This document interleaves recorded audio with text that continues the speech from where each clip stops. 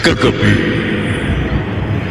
tiniyak ni Abi kay Tata Badong na gagawin niya ang lahat para mapatay si Ray. Tiniyak din ang albularyo sa tomboy na gagawin din niya ang lahat para mailigtas ang binata. Sa matinding ngit-ngit ni Abi, inutusan niya ang impakto sa kanyang panaginip na patayin si Tata Badong. Narito ang ika-4 na bahagi ng malagim na kasaysayang tampok sa linggong ito. Pinamagatang impakto sa bangungo sa isa na naman gabi ng lagi.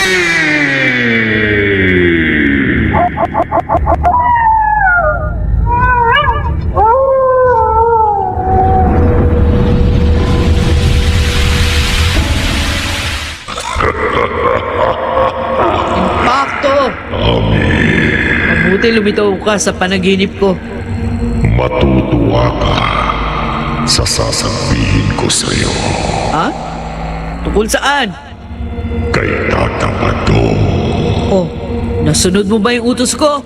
Sinakmal ko ang leeg niya. Oo. Winakwak ko ang kanyang lalamunan at pinaagos ang kanyang dugo hanggang malagutan siya ng hininga. Good! Ngayon naman, ang pangako mong gantimpala. Oo, bibigay ko sa'yo. Kapag nasunod mo na, yung huling utos ko. Nasasapit na ako sa magiging gantimpala ko galing sa'yo. Sinisiguro ko, masisihang ka sa matatanggap mo sa akin.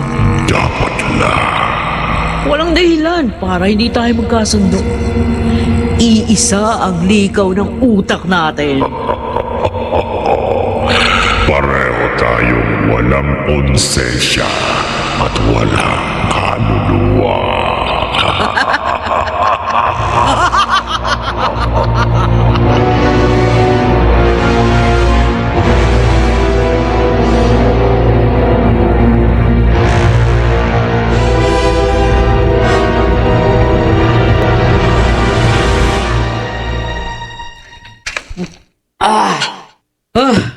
Marami ka nang naiinom, Ami.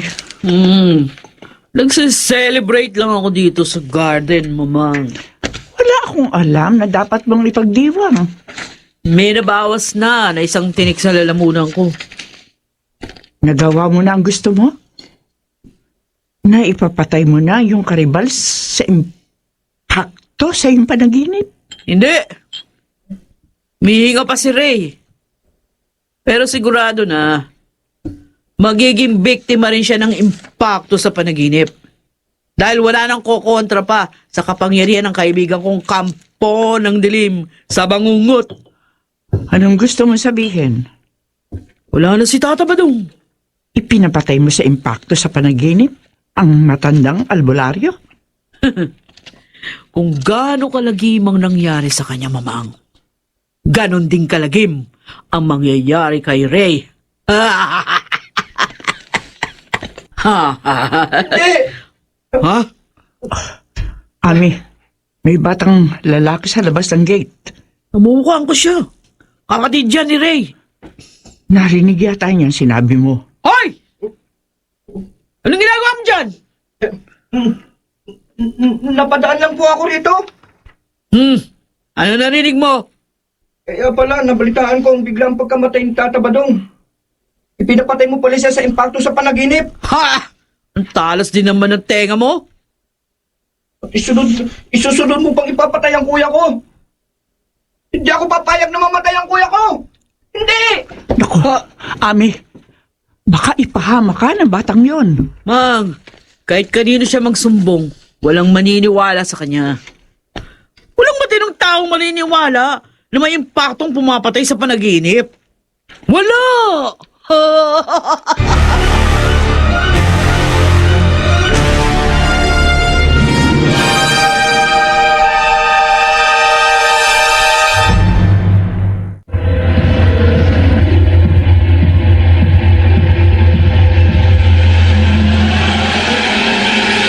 Balikan natin ang kasaysayang tampok sa linggong ito sa isa na namang gabi ng lagim.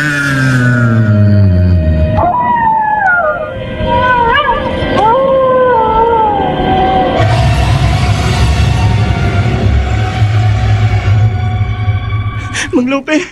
Mang Lupe! Mang Lupe! Boyet, Mang Lupe! ano, bakit ka humahangos, Boyet? At ba't ka umiiyak?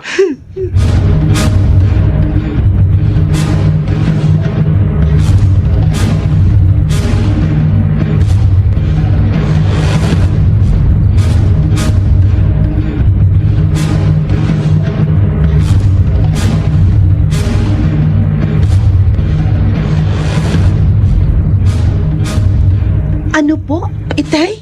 Namatay ang isang matandang albularyo dahil ipinapatay ni Ami sa isang impakto sa panaginip? Ganun ang isinumbong sa akin ni Boyet, Elma. Kaya takot na takot ang bata nung lumapit sa akin kanina. Totoo naman ho kaya yun. Malamang na totoo dahil kakilakilabot ang nakita kong bangkay ni Tata Badong. Wakwak ang kanyang leeg at tirik na tirik ang kanyang mga mata. Kung ganun, napakasamang tao nga ng Ami na yun. Wala siyang puso. Wala siyang kaluluwa. Nakita kong masama ang tingin niya sa akin kaninang masalubong ko siya. Tay, baka idamay kayo ng Ami na yun sa kasamaan niya. Hindi ako natatakot sa kanya. Baka ipapatay rin ho kayo sa impakto sa panaginip.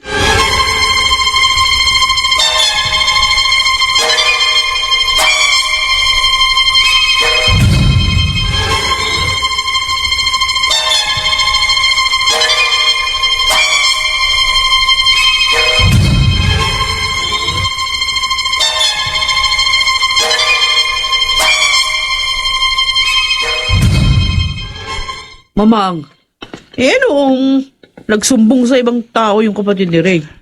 Pero, Ami, baka mabilanggo ka. Oh, malabong mangyari yun. Huwag kang kasiguro. Walang otoridad na maniniwala sa kapatid ni Ray. Paano kaming maniwala sa ibang mga pinagsumbungan niya? Ay naku, mamang. Di problema yun. Huwag mong ipangahas na tayo mapera. Hindi lahat ang nasa husgado ay kayang tapalan ng pera.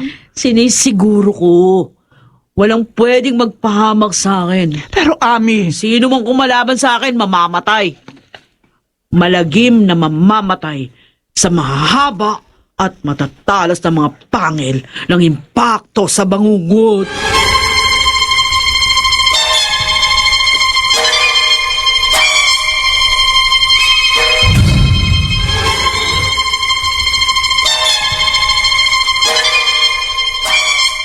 Elma, aalis muna ako. Tay, saan ho kayo pupunta? Sa presinto?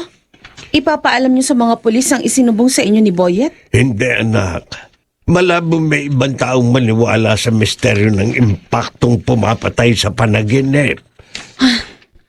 Mahirap po talagang paniwalaan na magagawang pumatay sa panaginip ng isang impakto.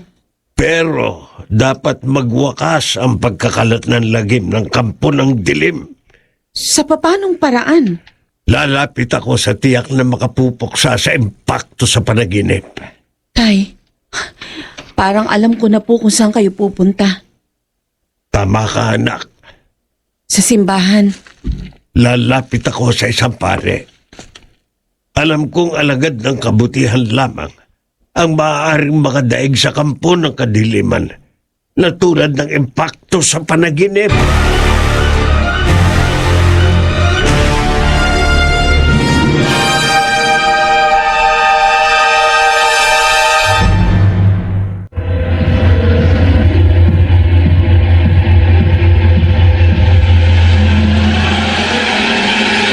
Balikan natin ang kasaysayang tampok sa linggong ito sa isa na namang gabi ng lagim.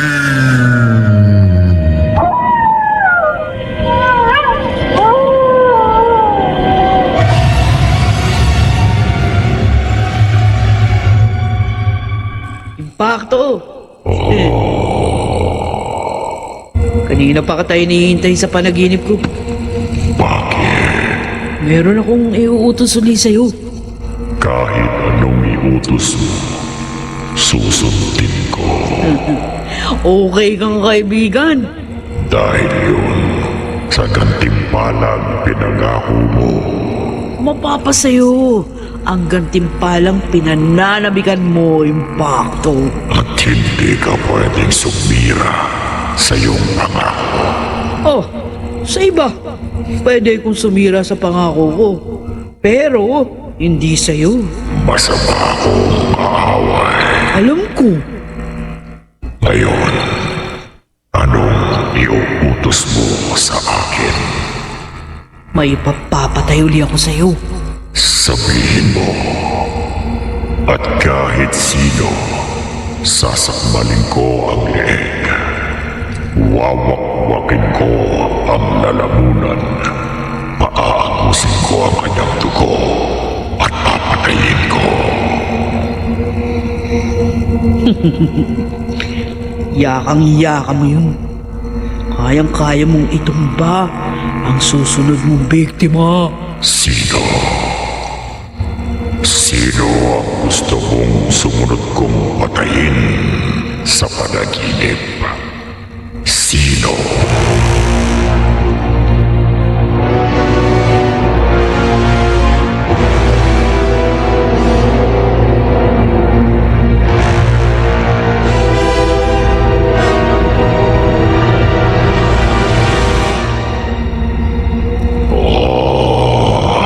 Matandang lalaki. Sino ka? Hindi mo ako kilala? Bakit bigla kang lumitaw sa kaling ito? Hindi mo alam na nanaginip ka. Panaginip? Nasa loob tayo ng panaginip. Huwag mong sabihin na Kung hindi mo ako kilala, magpapakilala ako sa iyo sa pamamagitan ng mahaba at matatalas kong mga pangit. ikaw ang impakto sa panaginip? Ako nga. At ako ang papatay sa iyo.